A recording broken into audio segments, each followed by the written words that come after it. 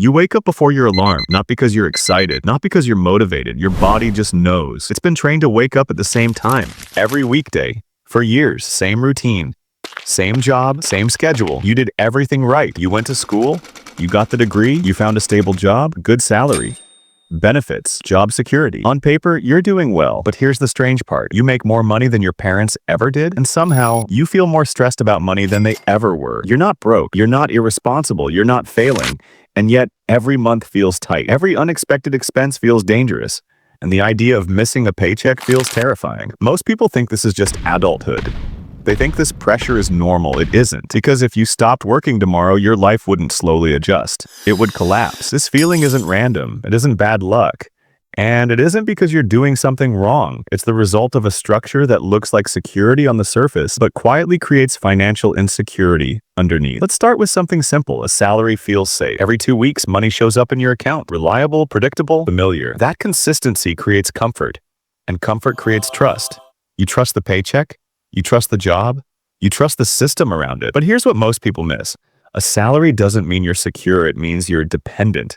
Your housing, your transportation, your health insurance, your entire lifestyle depends on that next paycheck arriving on time. The moment it stops, everything starts to crack. But because the money arrives regularly, you don't notice the risk. It's hidden inside routine. To understand how this works, meet Sarah. She's 34 years old. She works in marketing.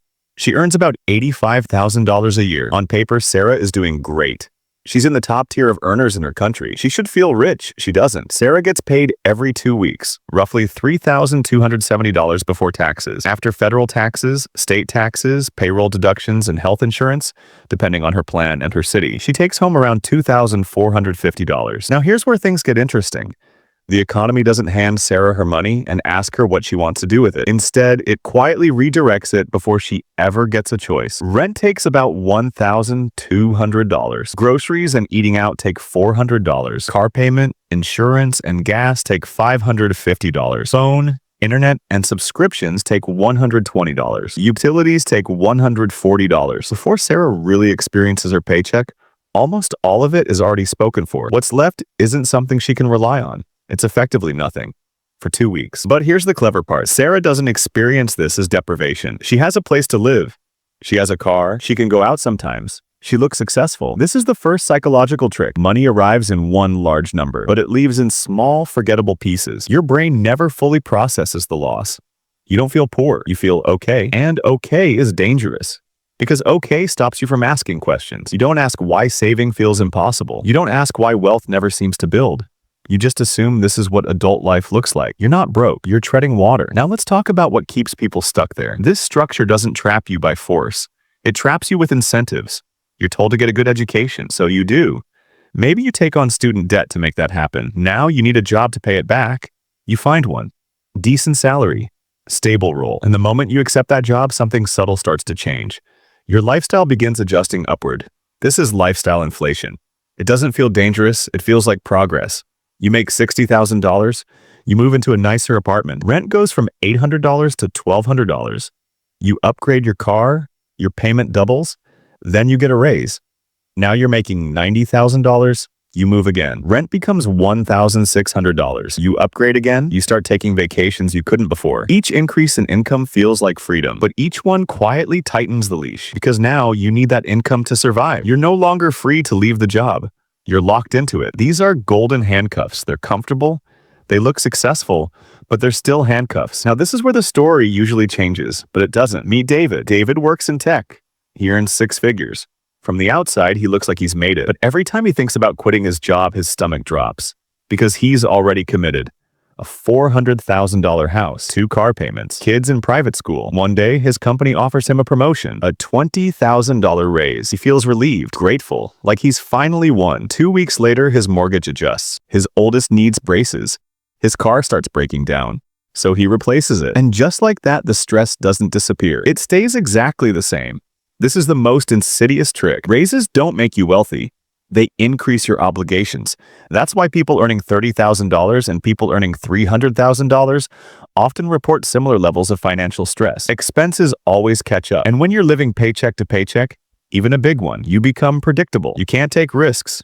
You can't walk away. You can't start something new. Your landlord benefits, your bank benefits, The car company benefits. You become a reliable revenue stream, but you don't become free. Now ask yourself this. If you quit your job tomorrow, how long could you survive? 1 month? 2? If the answer is less than 3 months, that isn't security. That's dependence. Millions of professionals are one missed paycheck away from crisis. That's not stability. That's a very comfortable prison. This trap convinces you this is normal. Work, earn, spend, work harder, earn more, spend more. But this isn't a law of nature. It's a design. And once you realize your salary isn't making you rich, it's keeping you busy enough to not become rich, everything changes. You start asking different questions. Not, how do I make more money? But why does all my money leave? Not, how do I get promoted? But how do I build assets instead of obligations? This isn't about quitting your job tomorrow. It's about redefining what wealth actually means. A $200,000 salary is income. $50,000 in savings and investments is wealth. Income disappears the moment you stop working. Wealth stays. One is temporary. The other is durable. The shift starts with a simple decision. Stop confusing income with security. Then attack the gap. Intentionally keep your expenses lower than your income. It feels backward in a culture obsessed with upgrades, but it's the only mechanism that works. Then redirect that gap, not into bigger homes or newer cars, but into assets that work when you don't. And most importantly, build optionality. When you have 3 to 6 months of expenses saved, something changes. You breathe differently. You negotiate differently. You stop acting out of fear. You gain freedom, not luxury, not status, freedom. The salary trap is real, it's subtle, it's sophisticated, but it isn't inescapable. The people who break free aren't smarter than you. They aren't luckier than you. They just became aware. They saw the structure for what it is.